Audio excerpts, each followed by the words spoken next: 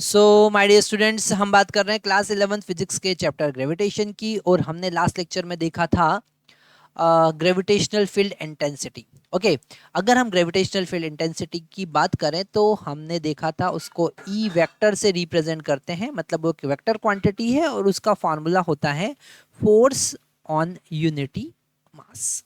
Okay, so F divided by M, gravitational force on unity mass is called gravitational force. और ये एक vector quantity होता है, ये हमने यहाँ पर देखा था। इसका डायमेंशन फार्मूला यूनिट के बारे में हमने डिस्कस किया था और हमने ये भी देखा था कि अगर कोई पॉइंट बॉडी है तो उसका ग्रेविटेशनल फोर्स हम कैसे फाइंड करेंगे।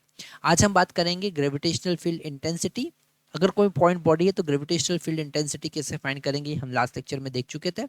अगर हमारे पास में कोई स्फेरिकल सॉलिड स्फेयर है, ठीक है, तो आज उसके कारण हम ग्रेविटेशनल फील्ड इंटेंसिटी देखने वाले हैं, है ना। और ये बड़ा इंटरेस्टिंग कॉन्सेप्ट है, ध्यान से आपको समझना है।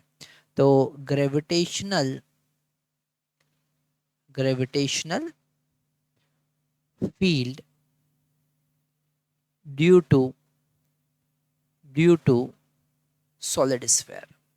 ओके, सॉलिड स्फेयर जो अभी 12th ग्रेड के बच्चे हैं और अगर वो ये वीडियो देख रहे हैं तो उनके लिए ये कॉन्सेप्ट थोड़ा इजी रहेगा। पर जो 11th के स्टूडेंट हैं और ये वीडियो को समझना थोड़ा सा उनके लिए बहुत ज़्यादा ज़रूरी है, क्योंकि सेम कॉन्सेप्ट हम इलेक्ट्रिक फील्ड के लिए भी यूज़ करते हैं। ओके, तो हमारे पास में एक सॉलिड स्फेयर है, ठीक है। हमारे पास एक सॉलिड स्फेयर और सॉलिड स्फेयर का जो रेडियस है, उस सॉलिड स्फेयर का जो रेडियस है वो है कैपिटल आर। ओके, रेडियस है कैपिटल आर। और टोटल मास इसकी वॉल्यूम पर यूनिफॉर्मली डिस्ट्रीब्यूटेड है, ऐसा हम मान के चल रहे हैं, है ना। और हम यहाँ पर स्मॉल आर, ये कैपिटल आर जो है ये है रेडियस। क्या है? रेडियस। थोड़ा सा ध्यान से हमको समझना है, रेडियस। और स्मॉल आर जो है वेरिएबल है, जो कि डिस्टेंस है फ्रॉम द सेंटर, है ना। It is the distance from the centre, ठीक है। तो अगर आप इनसाइड इनसाइड बात करेंगे, है ना, अगर हम बात करें inside the spherical solid sphere, अगर स्फेयर के अंदर बात करें तो आर का वैल्यू कैपिटल आर से छोटा होगा। ओके, अगर आप सरफेस पे बात करेंगे, ठीक है, अगर आप सरफेस पे बात करेंगे, क्योंकि स्मॉल आर जो है वो डिस्टेंस है सेंटर से, है ना, मतलब आप अंदर बात कर रहे हैं तो यहाँ तक पहुंचे, सरफेस पे बात कर रहे हैं तो यहाँ तक पहुंचे, और बाहर बात कर रहे हैं तो बाहर निकल गए, ठीक है। तो अगर सरफेस पे हम बात करेंगे तो स्मॉल आर का वैल्यू कैपिटल आर रहेगा। अगर आप सेंटर पे बात कर रहे हैं, ठीक है, अगर आप सेंटर पे बात कर रहे हैं तो स्मॉल आर का वैल्यू जीरो रहेगा। कितना रहेगा? जीरो। ये एक वेरिएबल है जिसका वैल्यू वेरी कर रहा है, ठीक है। तो यहाँ पर अगर हम आउटसाइड की बात करें, आउटसाइड दिस स्फेयर, है ना, तो आप यहाँ पर देख सकते हैं आर का वैल्यू हम लिखेंगे ग्रेटर देन कैपिटल आर। तो अलग अलग यहाँ पर हमारे पास केसेस बनेंगे, ठीक है। हम यहाँ पर दो केस लेंगे, एक इनसाइड की बात करेंगे, एक आउटसाइड की बात करेंगे। तो अगर हम यहाँ पर बात करें E gravitational field intensity inside inside the solid sphere, अगर हम इनसाइड बात करें तो यहाँ पर ये हमारे पास में एक सॉलिड स्फेयर है। ओके, ये हमारे पास में एक सॉलिड स्फेयर है और इस सॉलिड स्फेयर से स्मॉल आर डिस्टेंस पर हमको ग्रेविटेशनल फील्ड फाइंड करना है।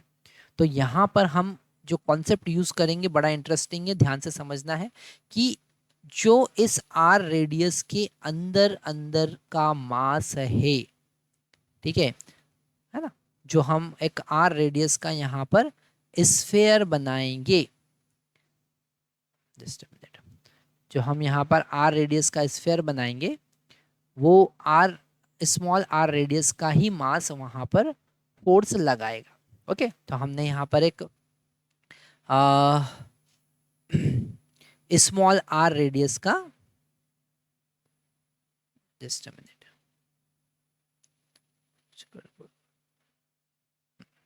स्मॉल आर रेडियस का हमने यहाँ पर एक स्फेयर कंसिडर किया और इसके अंदर अंदर का जो मास है ना, मान लेते हैं वो मास इनसाइड हो गया। क्या हो गया?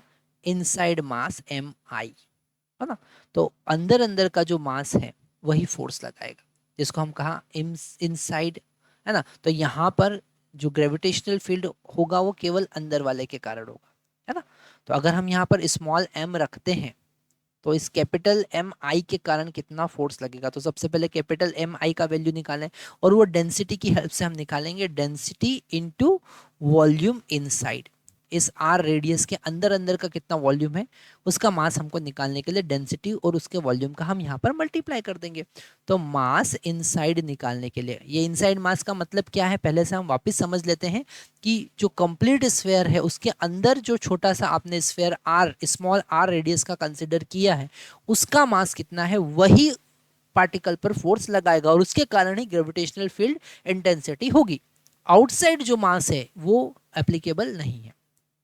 तो यहाँ पर total mass divided by total volume मतलब 4/3 पाई कैपिटल आर क्यूब। अब यहाँ पर टोटल वॉल्यूम, टोटल मास जो है वो कैपिटल एम है और total volume 4/3 pi up to capital R, है ना। और अगर हम इनसाइड वॉल्यूम की बात करें तो वो कितना होगा 4/3 pi small r cube. Small r cube क्योंकि स्मॉल आर तक का ही वॉल्यूम का मास हमको फाइंड करना है। तो 4/3 पाई 4/3 पाई से कैंसिल हो जाएगा। इनसाइड मास अगर हमको निकालना है तो वो हो जाएगा capital M into r cube divided by capital R cube. ठीक है, तो ये हमारे पास में इनसाइड मास आया और यही फोर्स लगाएगा। ठीक है, तो यहाँ पर अगर हम फोर्स की बात करें, फोर्स ग्रेविटेशनल फोर्स की बात करें तो हम क्या करेंगे, यहाँ पर एक छोटा सा पार्टिकल रखेंगे और उस पर कितना फोर्स लगा, छोटा सा पार्टिकल हमने यहाँ पे रखा, उस पर फोर्स लगेगा -g capital M inside into small r divided by are square, है ना, इंटू आर के। ठीक है, इतना फोर्स लगेगा। और ग्रेविटेशनल फील्ड इंटेंसिटी इनसाइड अगर हमको फाइंड करना है ना, क्योंकि ये इनसाइड फोर्स की बात कर रहे हैं तो inside gravitational field intensity -g m inside into small m divided by are square into r cap divided by m। तो यहाँ m से m कैंसिल हो जाएगा। तो ग्रेविटेशनल फील्ड इंटेंसिटी इनसाइड कितना आया, आया हमारे पास में g। अब m इनसाइड का वैल्यू भी हम पुट कर देते हैं, तो capital M r cube divided by capital R cube into r vector divided by are square. और ये आर स्क्वायर से क्यूब यहाँ कैंसिल होगा। तो यहाँ पर हमको जो इंटेंसिटी मिलेगा वो मिलेगा -g capital M into r cap, ये आर केप तो डायरेक्शन बता रहा है, divided by capital R cube, है ना, कैपिटल आर क्यूब। तो ये हमारे पास में इनसाइड ग्रेविटेशनल फील्ड इंटेंसिटी का फॉर्मूला आया। अगर मैग्नीट्यूड की बात करें, है ना, अगर मैग्नीट्यूड की बात करें तो मैग्नीट्यूड क्या होगा, इसका मैग्नीट्यूड होगा g capital m into are divided by are cube, है ना। ये बड़ा इंपॉर्टेंट है जो आपको याद रखना है, ये मैग्नीट्यूड होगा। यहाँ पर आर कैप का मैग्नीट्यूड 1 हो जाएगा, बाकी जो आगे बचा हुआ माइनस मैग्नीट्यूड 1 हो जाएगा, है ना। माइनस का तो माइनस उसका मैग्नीट्यूड लेंगे तो प्लस ही मिलना हमको। तो यहाँ पर ये फार्मूला आया और यहाँ पर हमको ये बात पता चल रहा है कि जो इनसाइड इंटेंसिटी है वो डायरेक्टली प्रोपोर्शनल टू आर है। जो ग्रेविटेशनल फील्ड इंटेंसिटी है वो आर के डायरेक्टली प्रोपोर्शनल है। मतलब सेंटर से जब सरफेस पर हम मूव करते हैं तो वो लीनियरली इंक्रीज होती है, gravitational field intensity linearly increase होती है। अब हम बात करेंगे आउटसाइड की। अगर हमको outside gravitational field intensity find करना तो कैसे फाइंड करें, तो अगर हम आउटसाइड ग्रेविटेशनल फील्ड इंटेंसिटी मतलब जो कैपिटल स्मॉल आर है वो ग्रेटर देन कैपिटल आर है ना, आउटसाइड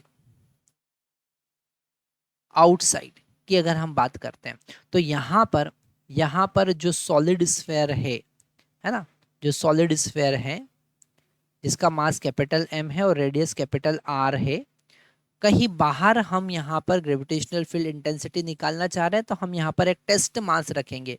ये क्या है, टेस्ट मास। पिछली बार भी हमने रखा था पर वो अंदर रखा था, अब हम बाहर रख रहे हैं और इस पे ग्रेविटेशनल फोर्स का वैल्यू फाइंड करेंगे। तो इस पे ग्रेविटेशनल फोर्स का वैल्यू कितना होगा, वो होगा -g capital M into small m। यहाँ पर तो तू पूरा बॉडी फोर्स लगाएगा, यहाँ पर इनसाइड मास का तो कोई जिक्र हमको करना ही नहीं है।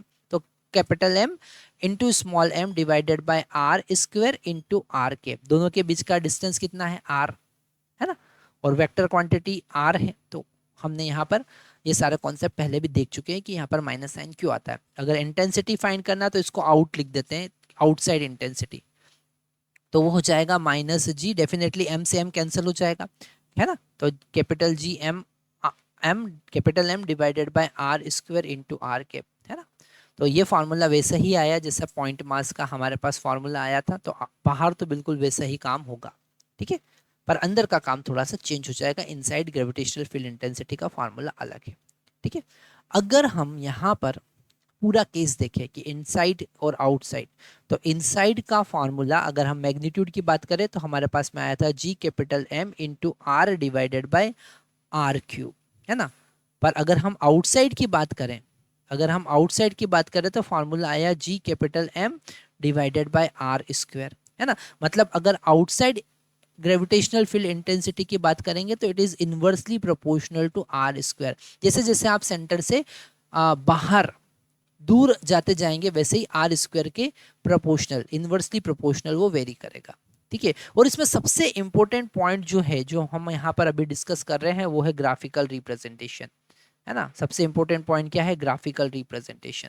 Graphical representation of intensity with respect to position, है ना, विद रिस्पेक्ट टू पोजीशन। तो यहाँ पर अगर हम यहाँ पर r इक्वल टू 0 है ना, सरफेस पर r equal to capital R है, और यहाँ पर r greater than capital R है, यहाँ पर r less than capital R है। ये सारे अलग अलग रीजन हमने कंसिडर किए। सरफेस पर ग्रेविटेशनल फील्ड इंटेंसिटी मैक्सिमम होगी, है ना, सरफेस पर ग्रेविटेशनल फील्ड इंटेंसिटी मैक्सिमम होगी, और इनसाइड जो ग्रेविटेशनल फील्ड इंटेंसिटी है वो डायरेक्टली प्रोपोर्शनल है, मतलब लीनियरली ग्राफ ऐसा मिलेगा आपको, है ना, ऐसा लीनियर ग्राफ मिलेगा, और फिर वो ग्राफ धीरे धीरे ऐसा डिक्रीज होगा, है ना।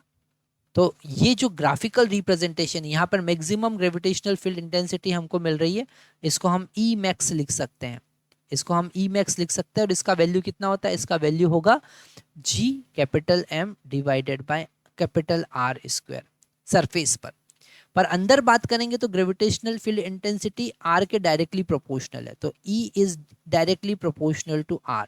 और आउटसाइड अगर बात करेंगे तो this E is inversely proportional to the square of R, है ना।